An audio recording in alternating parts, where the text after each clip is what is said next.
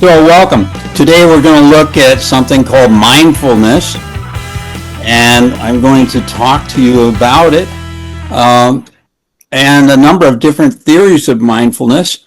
And I understand some of you are looking at things like reflexivity and other topics, so I'm glad you're here. We'll look at sense-making and a number of things. And so I'm going to talk about it a little bit in general, and then a few slides, but not too many, and then go back and forth with you on what I'm doing. So that'll be just hopefully exciting and interesting to you.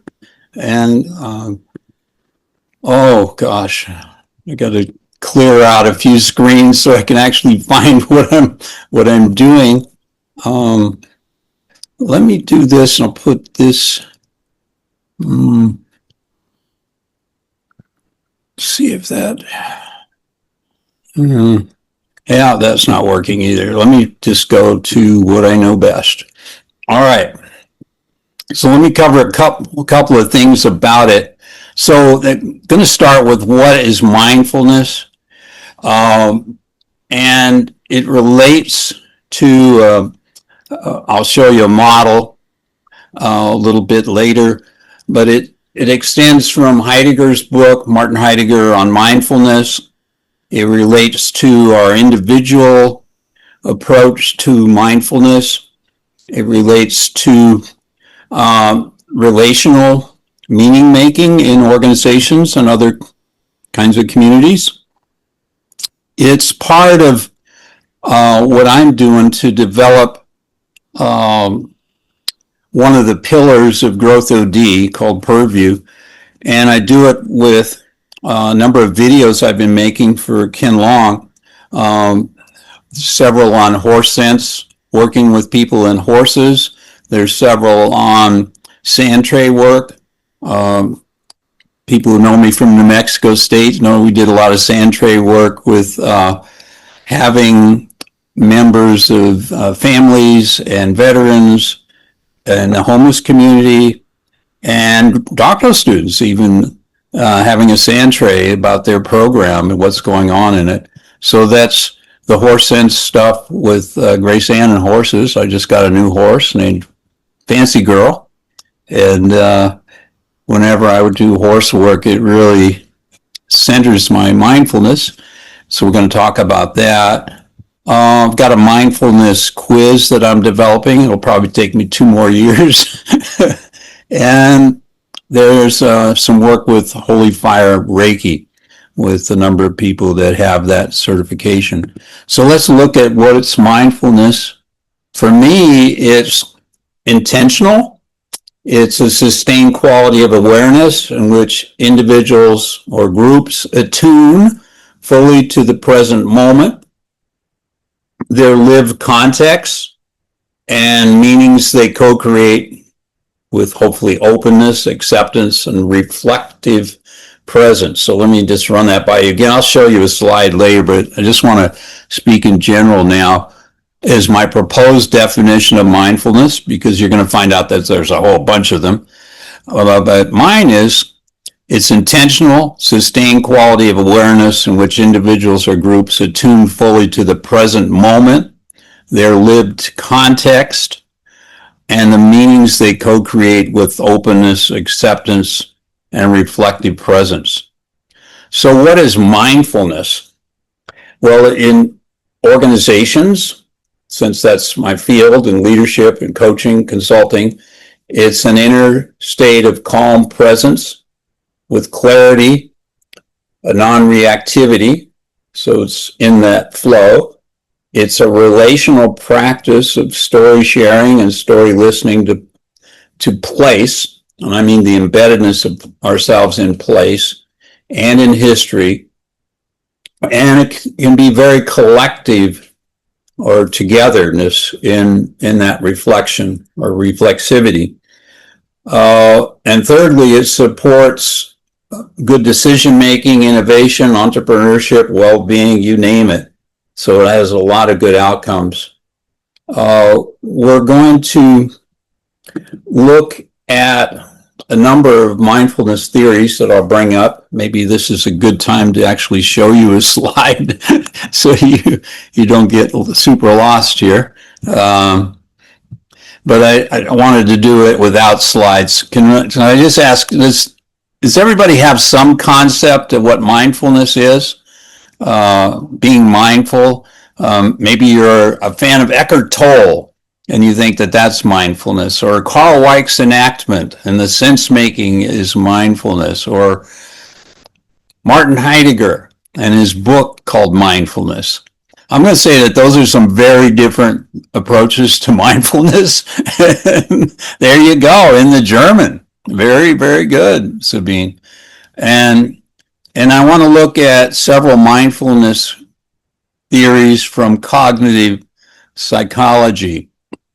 The reason is because I got taken over the coals by David Trevino and Michael, a professor in marketing, for even trying to study mindfulness, whether it's a criterion variable, whether it's a whole bunch of different kinds of things, with a mismatch of constructs.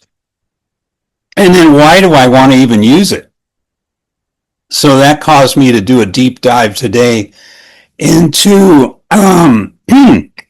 some 7 theories of mindfulness, which is probably 6 too many.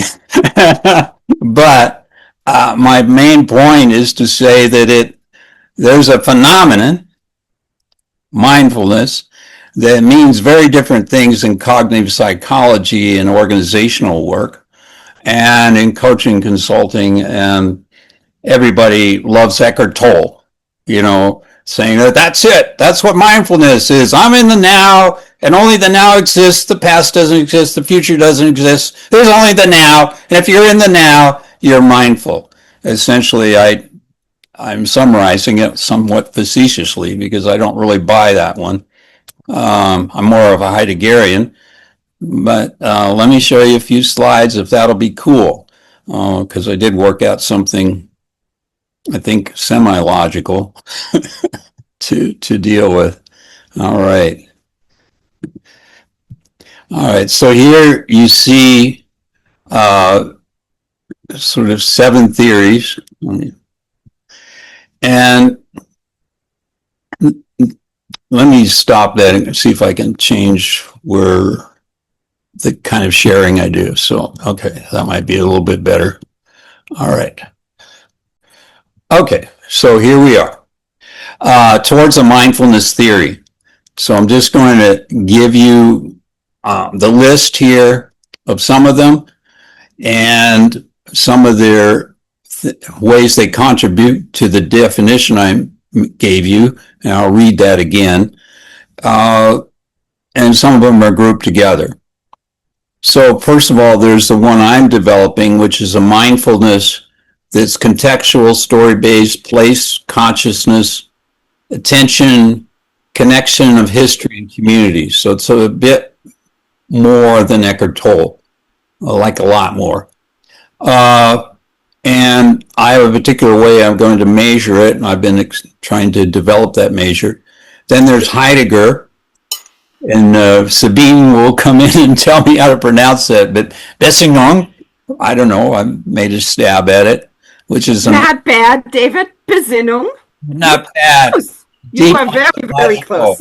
Reflection, letting be, is beyond a very instrumental thinking. I think it's beyond a systemic thinking too. It's a different kind of being in the ground of the ground, as Sabine and I were talking about. Then there's Eckhart Tolle, T-O-L-L-E, presence, stillness, kind of an ego transcendence, of kind of application of Zen Buddhism. And then there's Weick's retrospective sense-making, collective meaning construction, adaptive to change, enactment, how we enact with the 5 senses. And from previous time here and the book I did with Ronnie, that there's the saying among the Weickians, it's enactment, not enthinkment. we don't think our way, we enact with our senses. So there's a very anti-enthingment group out there. There's Kabat-Zinn, MBSR, and I'll explain that acronym in a minute, but non-judgmental, present moment focus for stress relief and well-being. So that now you're getting into the cognitive theorists. Another one is Lindsay and Cresswell, dual mechanism of monitoring attention and accepting experience. Now you're getting into cognitive psych and you see the narrowing of what mindfulness is, I hope. And Garland, MMT theory, mindfulness is a path of savoring and purpose making. So these are all really different is my main thing. So let me get up to the top here and show you. So what is mindfulness? We'll see if the actual slides work.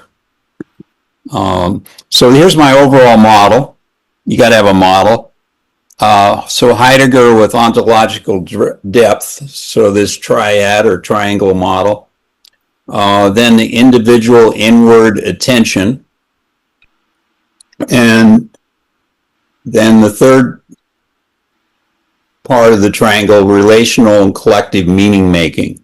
So meaning making, ontological depth, and inward attention are different, put it that way. And then Eckhart Tolle, the MBSR, MAT in cognitive psych, Garland's MMT, and a little bit of white kind of is a wave across the center of that triangle.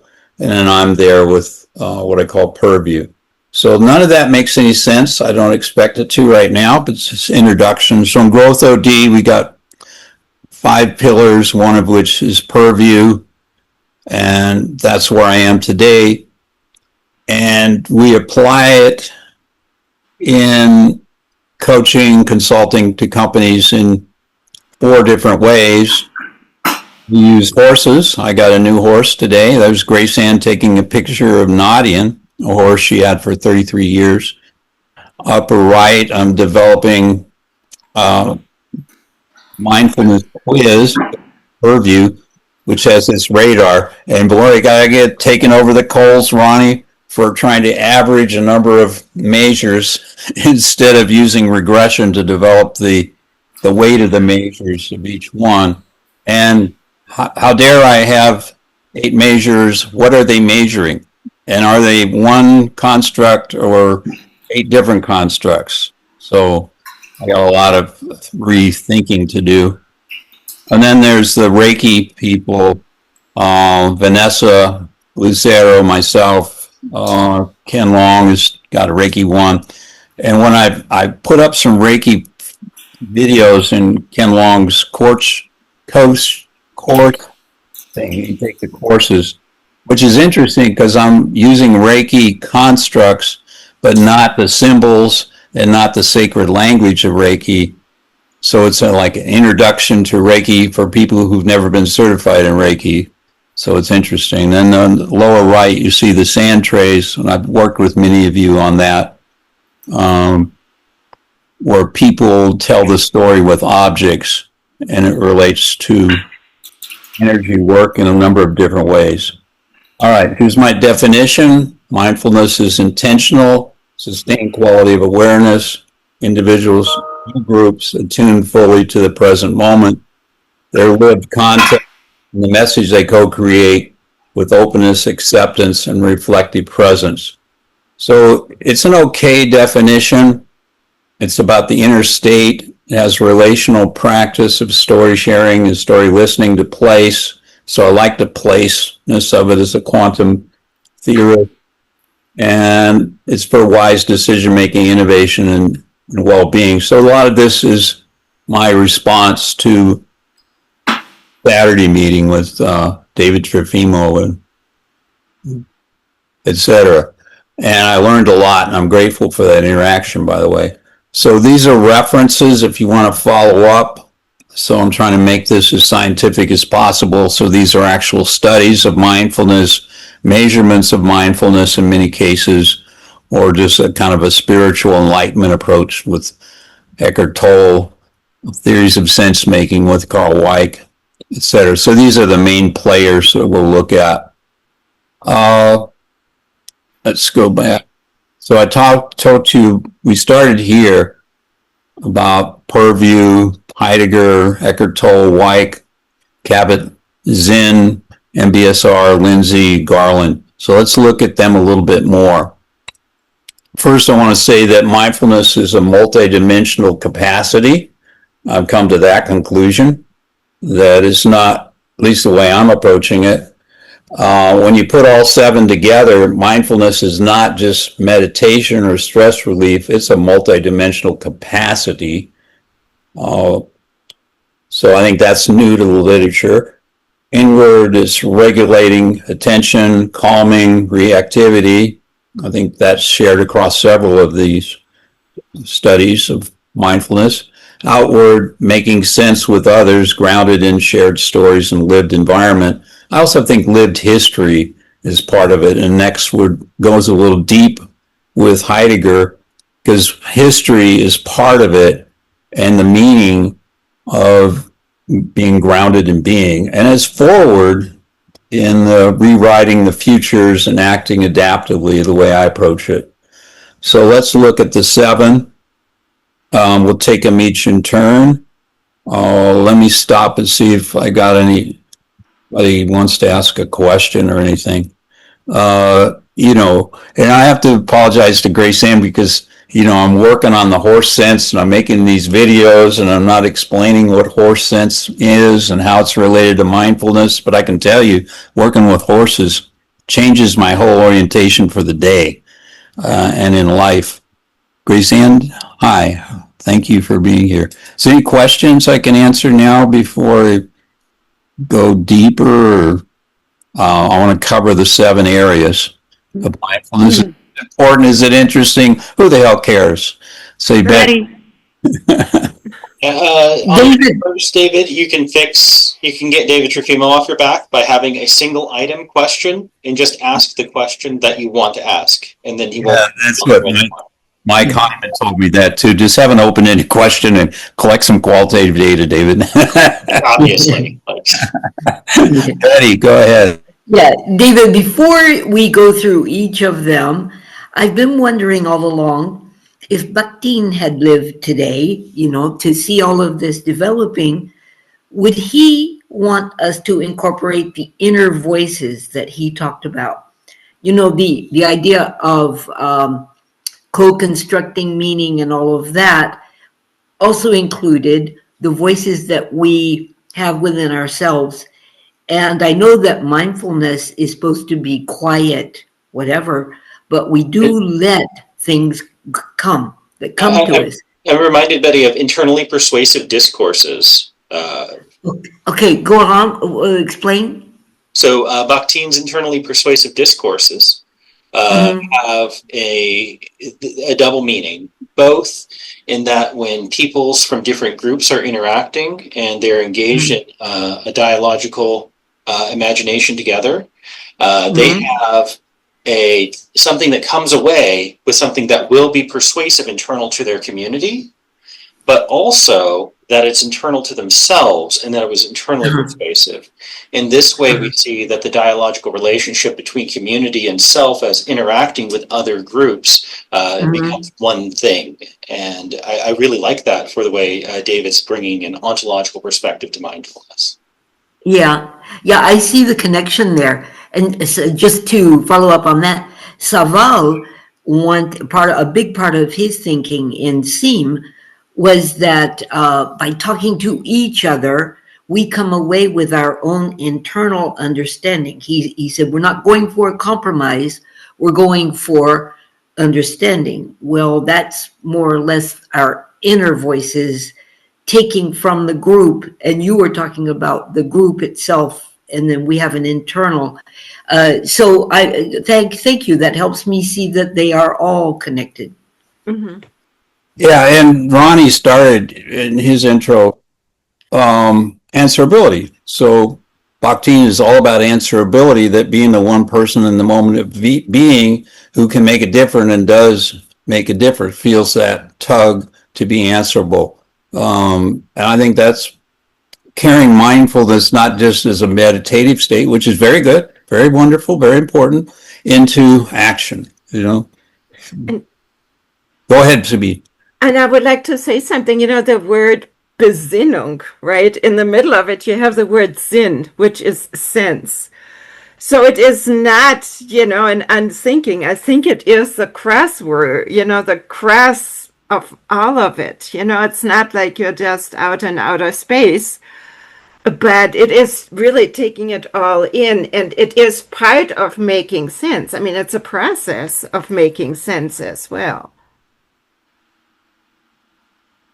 Wonderful answer. I like that. I'll remember Louis Pondy, who's asking the questions, having the guts and the caring, the tears to ask the question, ask those important questions that aren't being asked. So I think this is coming up in several years of work we've done in this this meeting of Enthinkment Circle, and which I really appreciate. And it's breaking wide open now with Martin Heidegger's work. I'm really excited to explore that, as difficult as it is, and we got to be conscious of the German translations of the book are full of flaws, but I'd rather have something a little flawed than just bullshit, So anyway, should I go into the 7 now? You got more questions, or what do you want to do? So just give me an overview of the 7, and I think Sabine everybody's right, nobody's wrong. It's a multidimensional. However, I'm going to be able to explain that to the cognitive behaviorist. So I really like that, because it isn't, any one thing. It's all of these. And also I would, David, could you slow down just a tad, I mean, I'm trying to, it's a lot to take in a short time. So I, maybe just a little pause in between, so between the different 7 and, to give us a little time to digest. It's Rhonda. Oh, we'll thank do you. one in pause. We'll do one in pause. How's that? But a good point, and thank you. Thank you. I need to step out for a second. Got a phone call. All right. Well, we do have the slides are up on growthod.org, and you can download them anytime. All right, so let's take a look here. David, just real quick. Go ahead. I won't have a whole lot to say because I'm really seeking frameworks that will align with some new endeavors that I have, namely the Curriculum Advisory Committee on Black History and Culture, because there's this overemphasis on a critical race theory. Mm-hmm. And to me, it just dredges up anger. Sure. In communities. The other is Pan-Africanism. I've been asked to teach at Kunundugu College in Sierra Leone. Wow. There's an emphasis on decolonization of the curriculum. But one of the reasons I embrace Heidegger in my doctoral research, I saw connections. I see connections. And what is the other one? Those are the 2 main ones right now. So I'm trying to find the theories that would align with the assignments that I have to hopefully help people see not just our differences, but what we have in common. I love it. I love you. You learned just some amazing stuff, Wanda. Wow. Dr. Wanda, well done.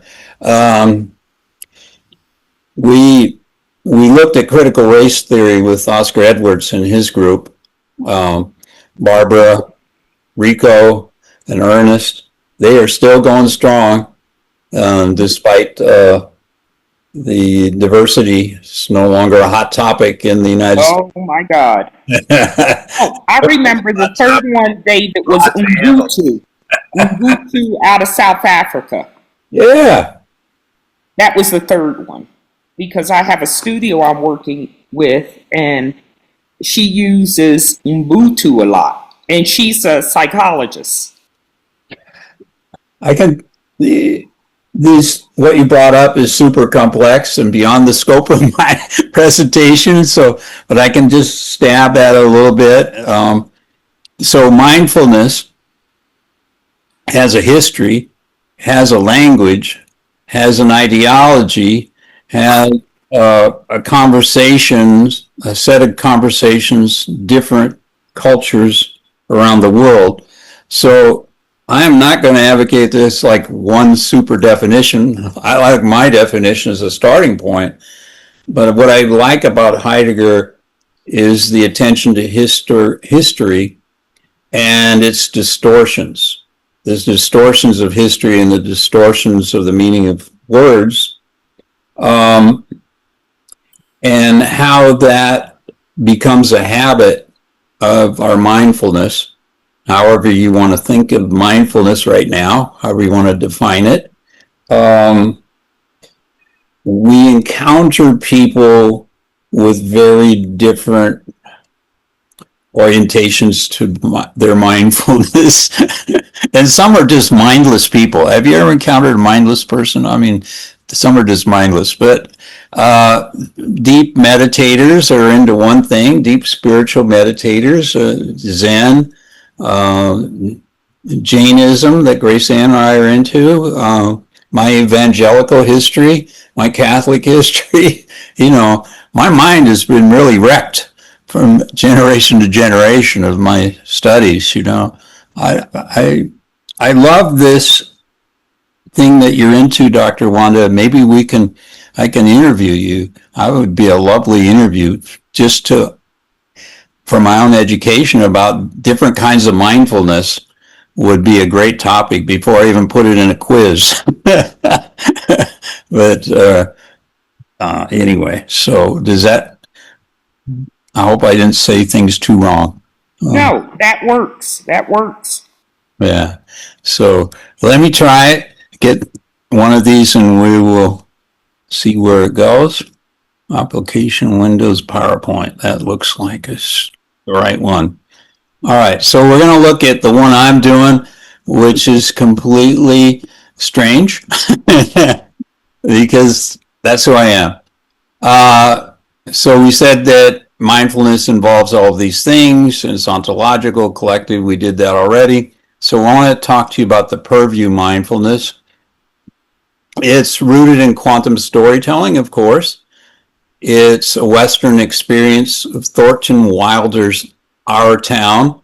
Naturally, I couldn't just leave that alone. I'm doing a westernized New Mexico Wild West version of Our Town. And the version I'm trying to study is based on Our Town. And when we go to Los Angeles for the annual conference, Oscar Edwards and his group does Our Town presentations all over Los Angeles, but other parts of the country as well, to make certain powerful points. Here I'm looking at the following. So I came up with 7 aspects of Our Town in a Western style. So you have to engage it metaphorically, if you would. But a daily appreciation, like I take a moment each day to appreciate the sunset over the desert landscape. Now, obviously, if you don't have a desert landscape, it would be some other way of appreciating it. Attunement to nature, often pause to listen to the sound of horses or the wind through the sagebrush, which I did today when I'm riding 2 horses, Lucky Boy, my older horse, and Fancy Lady.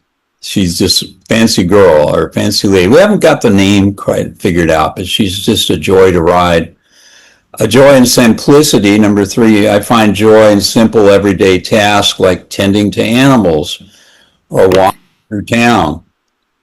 Community connection. I feel connected to my community and make time to share stories with neighbors and friends. We have a wonderful neighbor across the street here in Lake Caballo, New Mexico. She watches over our property. She brings me chocolate cake that I'm not supposed to eat, which I really love. And we go to a diner together. We go to different places. So we become good friends and we're connecting, and she knows all the folklore of the community. Historical reflection. I reflect on the history and stories of the land. This was Apache country, and people who came before us, the Apaches that lived in Caballo Mountains and had their land taken away, etc. So I have that reflection. And it means different things to me, these items, than anybody else. But slowing down, I take time to slow down, enjoy quiet moments, even on busy days. And man, if I don't, I get tired, I get stressed, all kinds of reactions happen. Sense of adventure, I embrace the sense of adventure and discovery in my daily life. There's Grace Ann showed me an inchworm yesterday and another bigger worm, and we're just staring at these pieces of life in fascination. I don't know if Grace Ann's still there, but there's those moments. So what do you think of my measures of westernized our town? And do I have one construct or a criterion construct, or I have just a group of constructs? So help me as I try to figure out what to do here. Constructs are epistemic, right? But this is a go at a kind of Western way of being that can be like this is more of an attunement. It is for me, yeah. Some of the critiques I've had thrown at me is, well, people won't generally buy into this, David. They're living in a metropolitan area. They live in New York or Los Angeles or whatever. But when I lived in LA, I took time to walk in the mountains, take hikes with my kids, get to know the people next door, So, but I guess most people don't do that these days. I was telling about the inchworm. Remember the inchworm we saw? And what was that other little worm we saw? It was a big caterpillar, a real big green one. It was a baby, actually, but they get to be real big. So there they are, right next to each other. It wasn't even an inch. It was like a 1/4 inch worm. And then there's this other thing is about, 2 inches and beautifully colored and just, anyway. So to me, taking moments like that and of everyday moments is important to my health. I don't see why that's a problem for cognitive psychology, that they don't see the connection there, but I don't get it. But I didn't get in that major anyway. So, does this make any sense to you, or you think I should just... Here's a naive question. Yeah, I can handle a naive question. So you got your cognitive psychologist. And my question is, what is the role of emotion or feeling in cognitive psychology? Well, I'm sure there's studies of everything, but the cognitive is very about the rationality of things and the logic of things. The emotional, I can give a flippant answer, which is good for entertainment, so I'll do that. Clinicians are in a different part of psychology building, okay? Most of us here are into the meaning, we're into the experience, we're into coaching and consulting, right? Some of you are linguists, so that you're all a little strange. But in psychology, you have the cognitive psychologists, the behavioral psychologists, they're running experiments, they're doing psychometrics, scale work, and then down the hall are those clinicians who try to help people, So it's like those departments don't really interact so well, For me, when you went through your 7 things, what do I do on a given day? I saw some of them as being about, I'll call it getting in touch with your feelings. Yeah. Am I saying that right? Yeah, that there are, when you deal with like Eckhart Tolle, for example, very, very popular, very well known, you are meditating to, I'd say, get past your feeling and past your thinking, and to, in Zen, to let things float by on the leaf, not be an attachment to them. So it's to get that space of non-attachment and being in touch with the now. So it's very much now focused. It's not about history. It's not about critical race theory. It's not about any of that. It's about detaching and removing your awareness from anything going on, with the exception, I know in Jainism, when we meditate, things come up and we're focused on the breathing, we're focused on the breath, we're doing that. And I tried to make this position before with people, and I'm told, well, yeah, but I do double tasking.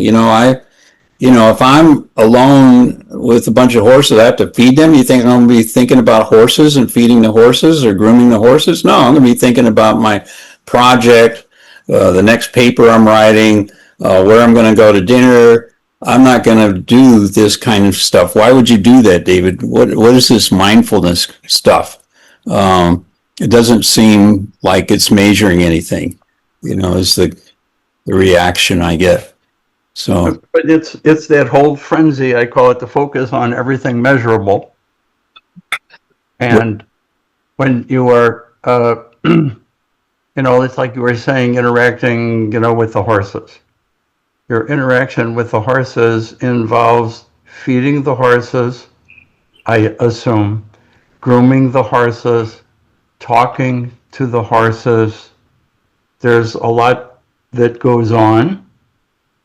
yeah, this is where Grace has to save me, because it's horse sense at work. It's I can tell you, I can be with horses and be totally oblivious to their needs. I can be with horses and be in connection with another species, and I'm understanding as best I can. For example, my horse Fancy Girl is been somewhat abused by children who didn't really respect the needs of the horse and wanted this to be a roping horse. That's very fast paced, roping something, jumping off the horse, jumping on, and Fancy Girl isn't that kind of horse. She's just not that kind of horse. She doesn't want to do that kind of aggressive work in the arena. She's fancy. That's why she's called Fancy. She wants to be cared for. She wants to do her routines with a certain amount of perfection. You should see her at the jog trot. She's just so comfortable, and she really wants to perform well. Well, I can tune into that. That's why when I first met her, Grace Ann said, don't go around the front of her. She's very shy with a new person, especially males. There was a husband who evidently was a little bit of a cowboy in that not friendly kind of cowboy style. And so approach her from the rear, move up towards the head, go very slowly in your movements, no sudden hyper tapping like I do, or don't do any of this. Oh, I'm happy to see you. You're going to freak her out, so that, like this. But what I'm hearing is a very detailed account that I call mindfulness. Everything you're talking about, if you're in the presence of the horse. And you, a little while earlier, said, I can be totally mindful, but I can also be clueless, mindless. Oh, yeah. Not interacting. Yeah. And it's something that and I go back to cognitive psychology again, and I said, the 2 cents of somebody who is a cognitive psychologist. Are they mystified and baffled by this whole mindfulness chit chat? That it's silly, meaningless. It has nothing to do with of cognition. They're baffled by my ignorance of measurement and why I would want to build a radar chart. And No. I'm a fan of everything that is not measurable. yeah, I mean, I'm a fan of things that are measurable. I mean, I'm a hypocritical human being. You know, if I go to the grocery store and I buy a pound of onions in the old world, you know, I want to be sure I'm getting 2 pounds and the price is right and all that. I like measurement. But the notion that if you can't measure it, it doesn't have meaning. well, I don't want to attribute that to David Trofimo and his colleagues because that wouldn't be true. You know, they do like David is very well read in philosophy of science and history, probably could take a history test and outdo most of us in the room here. You know, in European and Middle East and Asian history, etc. So he's very, very philosophical, but he's also in a field that demands a lot of accountability for knowing what you're measuring, using the best kind of scientific approach and that sort of thing. So I don't want to. Accountability and answerability has to do with numbers and words and weights and measures and pounds and ticks and checks in a box. Am I right? Well, not in Bakhtín's sense of answerability, no. But I mean, you're right in the general understanding of answerability. Yeah, sure. And I go, we it's like we are the prisoner of our need to make sense of the world, whereby if I can measure it, I'm happy. Like, let's back to the horse. If you're feeding the horse, I'm sure there is a regimen, a routine, how many pounds of oats or. Okay, so I'm walking. It involves a lot of attention to detail that does involve things that are measurable and numberable. What time of day it is. I'll give you an example. So I'm riding Lucky Boy. He's an older horse. He's I don't know, 65 years or something in human years, maybe 70. So he's starting. You can't ride him too long. He's got a lot of heart, a lot of care for the rider. So I feed him some oats before I ride him. I groom him. I walk him down from the arena area he's in with other male horses, and he comes down. He greets me. He's walking in a faster motion to get into the barn. He knows there's going to be oats there. He knows we're going to kind of massage him a little bit. We're going to care for him. We're going to put fly spray on that's attacking his eyes, even with the fly net. But when I rode him and I put him away, walking him back, and I got him almost, it's like a block away where his turnout area is with the other male horses. And I forgot to give him a whole vat of oats. So I said, well, do I just say, I goofed up. I'm not going to do that. Measured out oats. Graceland measures it with a, cup from your kitchen, 2 cup things. So 4 cups of oats. And I said, I'm going to be mindful of the horse. So I'm going to walk the horse all the way back in the hot sun, go to the barn. I'm tired after riding 2 horses, but I care about Lucky Boy getting those oats. He loves those oats. As he gets closer to the barn, he's happier. I show him the oats, measure the 4 cups, sit there with the blue thing. It takes him about 20 minutes to eat 4 cups of oats, And I'm like, am I going to be mindful of the horse now, or am I really thinking about this presentation I got to do to you all today?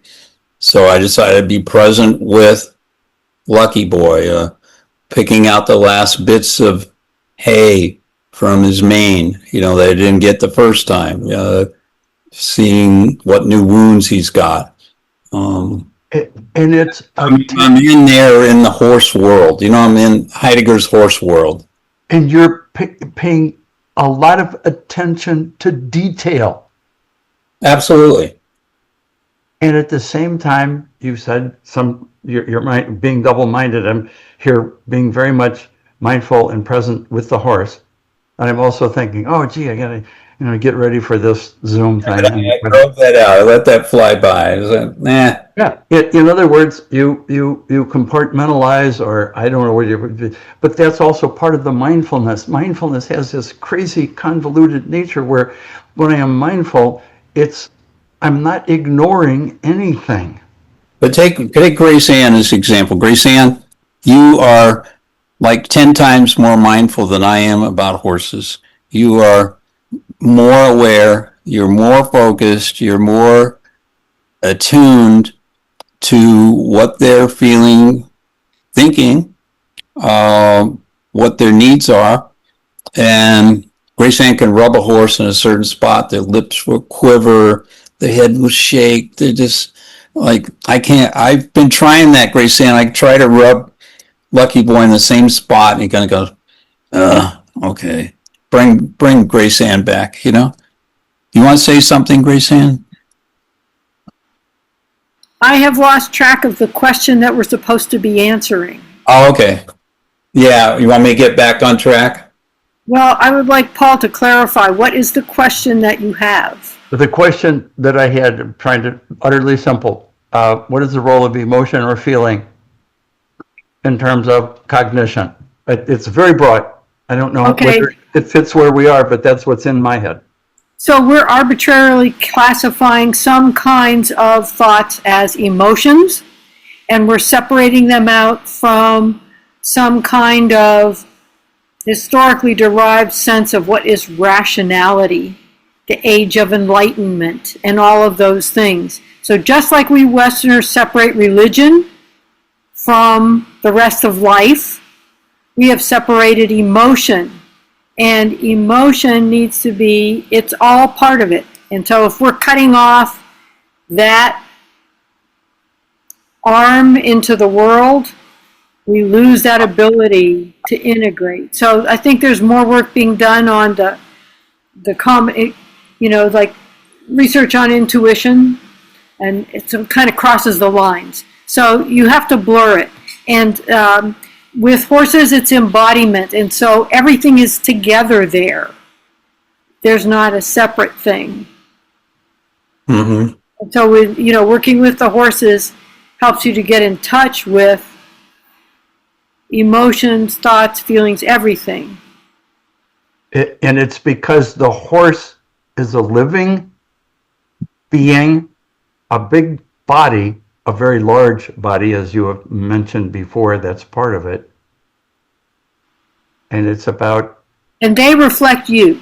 They're herd animals. They feel what's around them, and they reflect it back to you. If you're nervous, the horse will start to act nervous. And this is noteworthy, and a feature of your life is your attunement to that. And when our veterans worked with the horses, one young man said he felt like it was like meditation, because you tune into thoughts, feelings, everything, the whole physical body, and the horse helps you to see what you're doing, to reflect. And there are no words spoken. Well, there can be. But as human beings, here we are in this room, and we're all talking. And is it thereby impossible for us with each other in this room to have the experience that you clearly have, and David has, in your work with the veterans? And I remember just watching a very short video. that embodiment, that's the word that I keep, the embodiment or embodiedness is vital. It's the fact that it's a human being in the presence of another being who is not human, but as so often turns out, to me, and I'm utterly naive and ignorant in this domain, of how animals out-human us by their communicating, by reflecting, or by mirroring, or I don't know what it is. They get us to see who we are and what we are doing that we are not able to do by looking in a mirror. Yes, because because they're almost always living in their body. They don't have the kind of intellectual capacity to generate theories and stuff that we do. Some of that, but not near, just a fraction. Wow. Love that. Thank you. This is Welcome. wonderful clarity. I get that from Grace Ann all the time. I'm lucky. All right, I'm going to show some more things to give you a sense of it. So, boom. So I've showed you this approach. I think there's applications of what I'm doing for lived communal place-oriented experience, like our town. So I want to continue to work with that. I think it's relevant to leaders, consultants, and teams who integrate these practices in a more grounded way and make sense, as Wyke talks about it. And these measures, if you call them that, can be tracked as journaling prompts, daily checklists, reflection questions, like Tom Lemke does in his book. Westernize our town. It can help an audience find wisdom and presence, etc. And I think it's kind of holistic in its own way at an organizational level. So I'm going to skip this because you've seen it in other presentations, the steps of PERVIEW. And let's talk about some philosophical approaches. You've seen my PERVIEW, which is part of Prospective Mindfulness, number 4. And the PER, PERVIEW, stands for Processes of Restoring. But let's look at 3 others, Martin Heidegger, Eckhart Tolle, and Carl Weick. Then we'll get into the cognitive psychologists. So Martin Heidegger, Mindfulness, Sabine's wonderful presentations. Thank you, Sabine, for those on the Mindfulness series. So we have mindfulness in another sense. It's an existential ontological inquiry. And last time we talked about the Heidegger book, it's got 2 things, the earth and world. So there's the worlds of horses and riders and arenas and farriers and veterinarians and all the rest of it. And that's a world, but there's the earth world of the air, the sky, the sun. 102 degrees out here. We're riding horses. We try to ride early. So there's the earth part and the different worlds we live in. World being what human beings do, business of horsemanship or blacksmithing, but also engineering and etc. So we went through mindfulness. My puppy just came in the room here, hi, and etc. So this is stuff we've talked about. Eckhart Tolle, very popular, applies spiritual traditions of Zen, Advaita Vedanta, and secularizes them for contemporary audiences. Okay? Meanings he comes up with a neutral language that isn't the Zen language. Mindfulness for Eckhart Tolle means detaching from identification with thoughts and the ego, the voice in the head.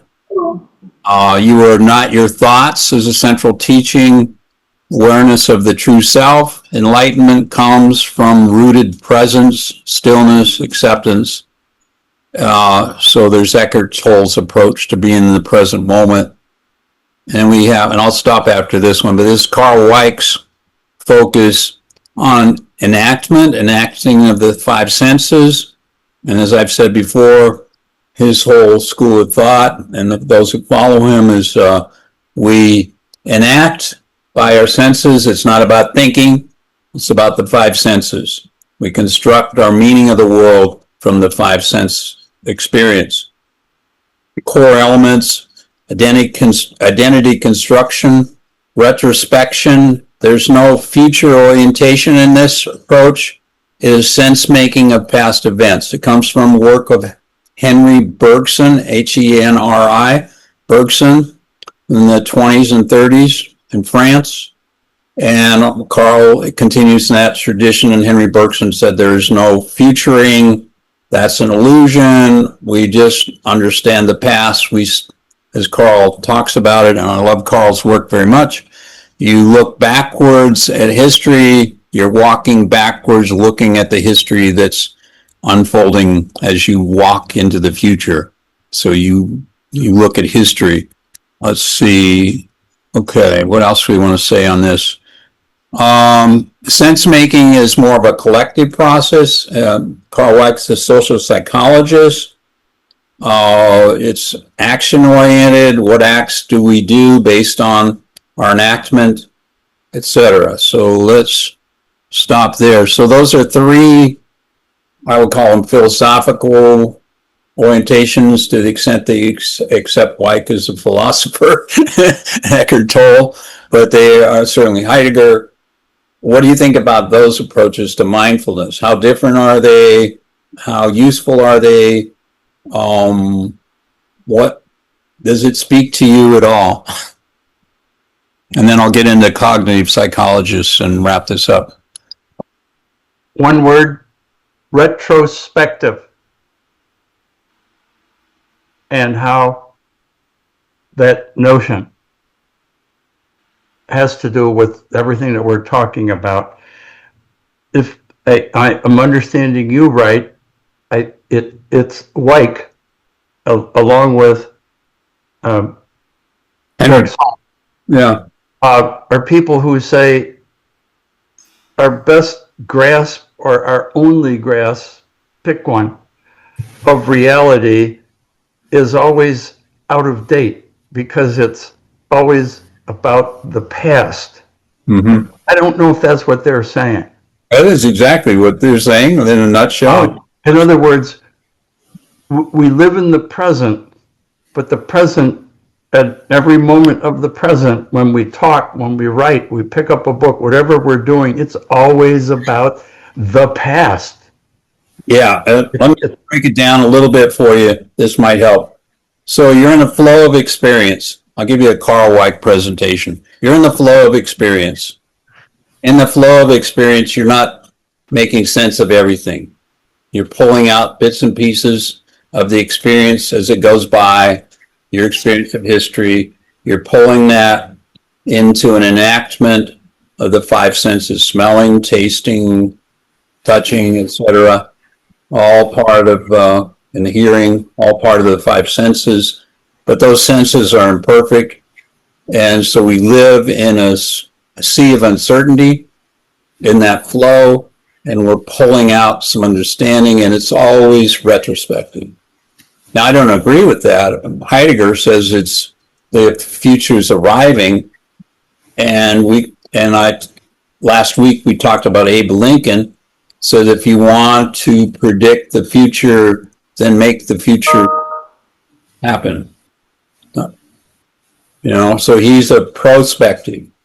Abe Lincoln, prospective. Carl Weick, retrospective. But he comes from a long tradition of retrospective people. Betty, go ahead. I saw your hand. Thank you. Yeah, I'm thinking now about what you're talking about, the retrospective. No, my problem each time we look at different thinkers is that it's not really mutually exclusive. And I'll tell you why I feel that way. I think that, right, we're not just our thoughts, but our awareness is a big part of the meditation and the mindfulness. And there, again, are our thoughts. Awareness doesn't happen without thoughts. So I would be happier to look at each of the thinkers' contribution to the general state rather than saying this or that is true. Is there a work that tries to collate them all? Are you going to do that? Because there's overlap for sure. That's what I want to say. You. And I'll go back to my original triad that these are multi-dimensional phenomena in my view. Right. I am taking that on, so absolutely. Okay, good. I like that. Mm-hmm. And I just want to show you each individual perspective, but then, they all contribute to the whole in their own little ways. I think the crack in the egg on Weick and Toll is this westernization that I think Grace-Ann just aptly pulled up on, where emotions are separated from thoughts because we're taking rationality as our categorization of what something is, when in fact it's all just that thinking. But also thoughts are separate from doing and being because we've separated those things as well. And all of these slices get us out of that ontological depth. And while it seems that's how we're allowed to communicate, it feels like you're trying to bring us back to this sense. And this also matches like this concept of Zen as spirituality, which is itself a Western overlapping. Talking to the tea people, doing the tea ceremony in Japan, Zen is not spiritual. It's just the way things are.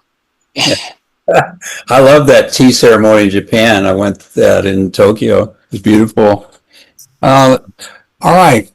I want to skip and show you the cognitive psychology, and I'm starting to understand my encounter with David Trofimo by looking at it, because I'm going, oh my God, I see the world that they're in, and I see the world I'm in. Wow, we are from different planets, and now I get it. I get the questions that they're asking, if that makes sense to you, I hope. All right, so here we go. All right, so here they are. I don't know them personally. So John Kabat-Zinn, two co-authors, Lindsay and Cresswell, Eric Garland. So these are the three theorists. They have John Kabat-Zinn. It's a mindfulness-based stress reduction. So mindfulness is correlated with stress reduction. Lindsay and Cresswell, monitoring in mindfulness and acceptance theory. So this is what they're correlating it with. And Eric Garland, mindfulness to meaning theory. So their core idea, let's say, first one, John Kabat-Zinn, non-judgmental present moment awareness reduces stress. So that's the hypothesis, the core idea. Lindsay and Cresswell, attention monitoring plus acceptance yields strongest outcomes. Eric Garland, mindfulness fosters reappraisal, savoring, and deep meaning. And I put in highlight below, these approaches provide a foundation for most evidence-based mindfulness interventions using coaching, consulting, org development, leadership training, etc. Looking at the three, John Kabat-Zinn, based stress reduction. So that's the initials, MBSR, mindfulness-based stress reduction. If you got initials, well, that's good. Theory, mindfulness is present moment awareness cultivated through secular meditation and body-focused practice, improves stress coping. Key theorist, well, that's him, adapts Buddhist mindfulness. So you can see the overlap with Eckhart Tolle. He's from the University of Massachusetts. He wants to transform mindfulness into a mainstream evidence-based approach. secular research-backed approach. Core concept, training attention to the present moment with non-judgmental acceptance applies via practices of the body scan, mindful breathing, and gentle motion. So they're breaking the practices down into three and then relating it to stress. So second one, Lindsay and Cresswell, monitoring acceptance theory. So MAT, monitor and acceptance theory. So the MAT theory posits two active mechanisms of mindfulness: attention monitoring, noticing present moment experience, and acceptance, non-judgmental openness to thoughts, feelings, and sensations. By the way, this is a little bit different than Zen and Jainism, by the way. I'll just make that note. Key theorists are Emily K. Lindsay and David Cresswell. They articulated MAT theory, explain how mindfulness training impacts cognitive, emotional, and health outcomes. So they are looking at emotion, they are looking at cognitive, and they are looking at health outcomes. Enhanced awareness, etc. Core concept, monitoring skills alone may increase awareness, but also heighten emotional reactivity. Acceptance regulates that reactivity, together enabling better stress management, which is what the first theory, MBSR, was looking at. Third theory, mindfulness to meaning theory, MMT, Eric Garland, explains mindfulness practice facilitates stress coping. Again, all three of these are stress, cognitive reappraisal, and development of deeper meaning, flourishing. However that's defined. It posits that mindfulness enables people to reappraise situations and savor positive experiences, leading to a lasting sense of purpose and well-being. Key theorist is Eric L. Garland, developed MMT based on prior stress and coping frameworks, so probably the people I've just talked about. His theory highlights neurocognitive mechanisms and practical outcomes in therapeutic and workplace settings.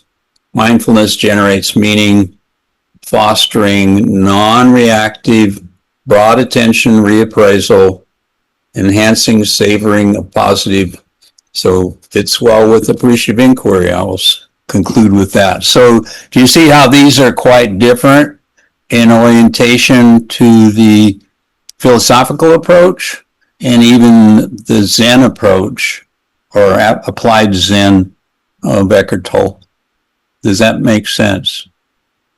Welcome to my world of the craziness of mindfulness. Any thoughts? Well, I don't know, Olivia and Tom. I want you to know this is not going in the book on Growth OD. You're sitting there going, oh my God, he's going to put this in the book. No, I'm not going to put that in the book. But what's in the book has a deep background that I'm sharing with you now. Go ahead, Sabine. I'm really sorry. I apologize. Phone calls and then doorbell, and I've been just like back and forth today. Usually my day isn't like that, but today it is. So I apologize, David. And but I would like to make a point. I mean, I know that I missed, unfortunately, most of this. So I'm going to have to watch the video, which I will do when I get my ducks in a row again. But what I'm wondering about is there are all these different terms that get used here, right? And to what extent do they really mean different things? Because I know that, like, for example, in David's field, right, psychology, it often happens, well, I call it this, but it's like it's just another label for something that is already there. And I'm wondering, to make sure, is that, to what extent do these different terms mean the same thing, really? I'm going to say one answer, the three approaches I just shared, they're all in the stress field of psychology.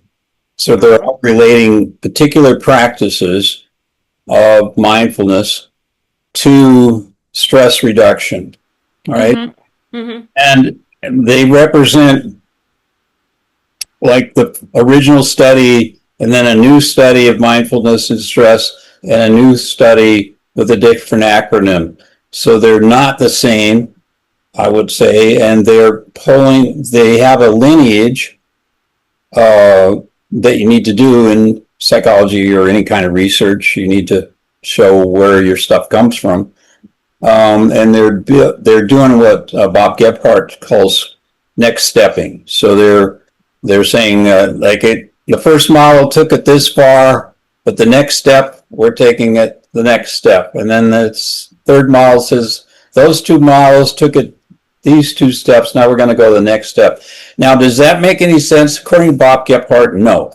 It's a way in which you do publication work to use the rhetoric of the next step without actually using, and this is something David Trofimo talks a lot about, it's not actually replicating the study you're next stepping, it's next stepping without replication, so that is a problem. Now, that's not to say that there aren't some studies that do, like the three models, replicate model 1 and 2, and then they replicating both of them and doing something. So there could be studies like that, but unlikely in these three. I'm going to go out on a limb and say that and agree with David Trofimo that there's thank you. Okay, I'll tell him. Yeah, and and I think about the mindfulness, I'm gonna dive deeper into it. I will be on again in 2 weeks, but I have to say this too. I feel like there's a reason why he starts that book off with poetry. Heidegger. Sure. He doesn't start out with psychological experiments. He starts out with poetry, right? Yeah. The poetically styled discourse or language. Yeah. Way to get at mindfulness in a way that you're not going to get at with a 7-point Likert scale or 5-point Likert scale. Exactly. And I think that openness, that's in the poetry, because it isn't like, spelled out 1, 2, 3, here's point 1, 2, 3. It's all like in a togetherness. And you react, to that complete denseness of the language. And, you're supposed to react to it in a more mindful way. You really have to pay attention and let it. But to separate, somebody said before, here you really don't separate the thought and your emotions, and we don't, unless we are really, we always, right? We always have that attunement in one way or the other. Heidegger would say we never are unattuned, we always react emotionally, even when we're thinking. We're never completely rational. Well, no complete rationality here, that's for sure. But can we even, we always have that attunement in one way or another. That's his point. Well, if I'll just set you up for your coming presentation when you come back and talk to us about the mindfulness book of Heidegger. So we have several things happening in that book that Sabine has noticed and talked about it with this group, and we've talked about it offline as well. So one thing is the whole area of grounded theory. So when you get into this book on Heidegger, he uses the word Abground, AB-ground, right? And it's a German word. Initially, we thought it meant the abyss. Come to find out that Sabine, in deciphering the German translation of mindfulness book, it means the grounding of the ground or something, right? Is that what you said? What? And I want to say that, again, we're trying to analyze it in the way that, okay, a word means this, right? But I think what Heidegger does is, a word means more than just this. It also means this. Good. And he means several things at once. So to just say he means abyss, I wouldn't say it's wrong, but it's more than that.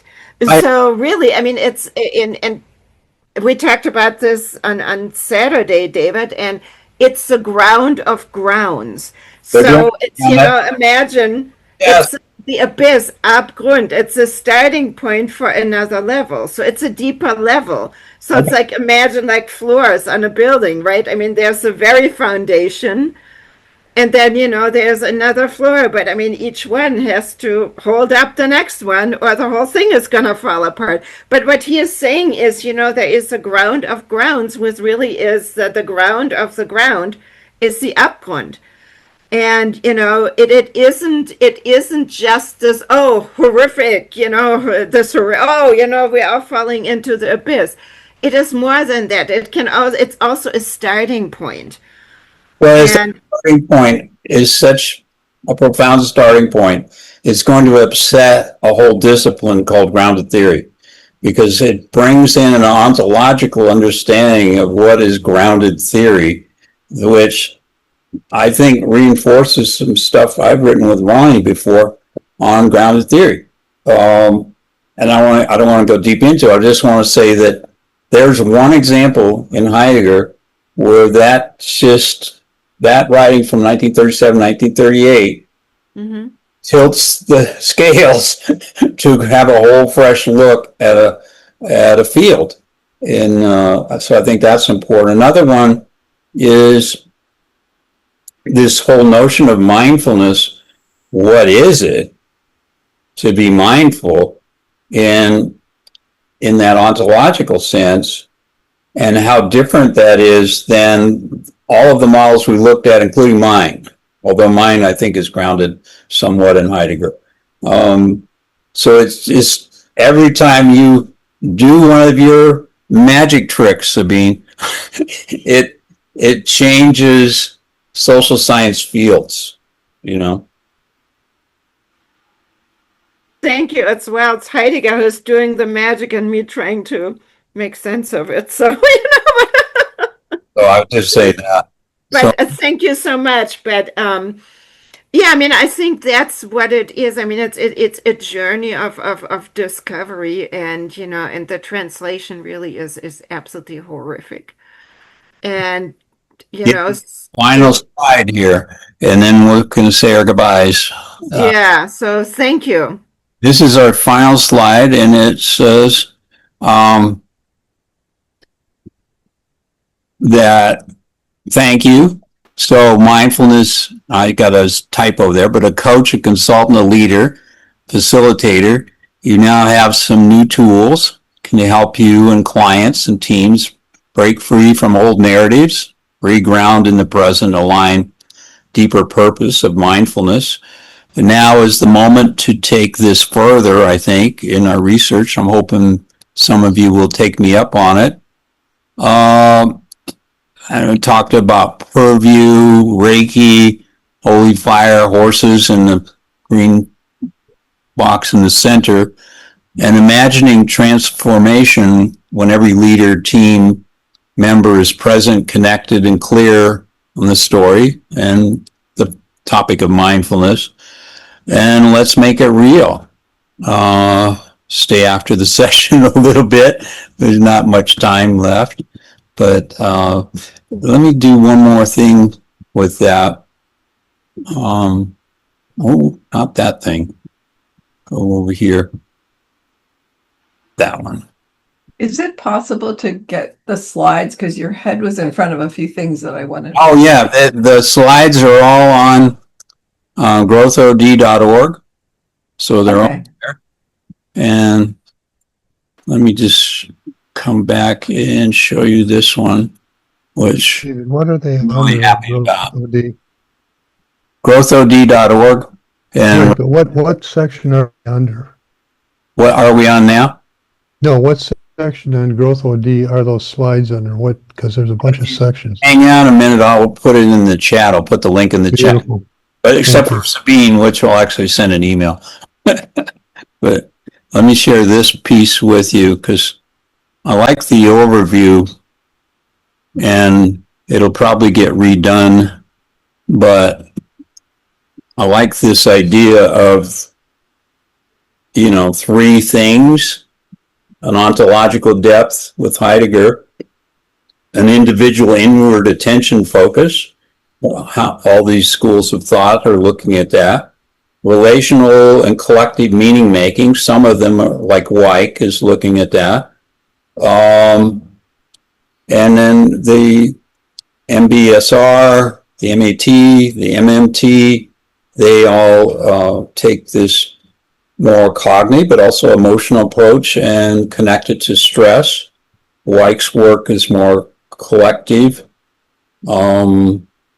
So I think this model, I don't know, I found it valuable. I hope you did too. It's just a summary. And I like it when you do that, and I like how you connected that, because that's how we operate, right? We're not just this. We are all of the above. Yeah.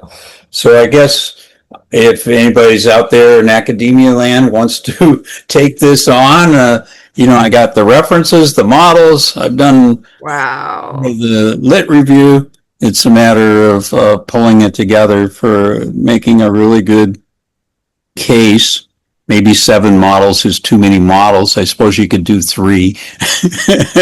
But,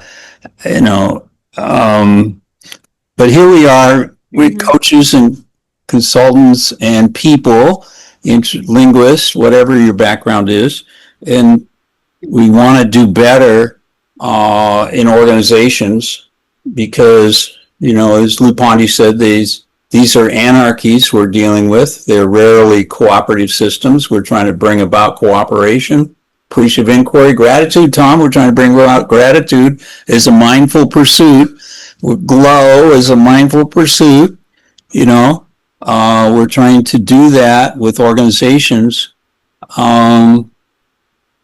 And we have a chance to use some terms like mindfulness that mean a lot of different things to different people, but maybe it's a way forward. So that's it.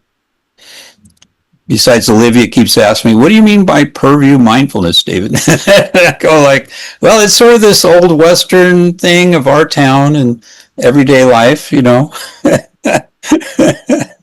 And, anyway, so how'd I do? You want your money back? What do you want to do? So,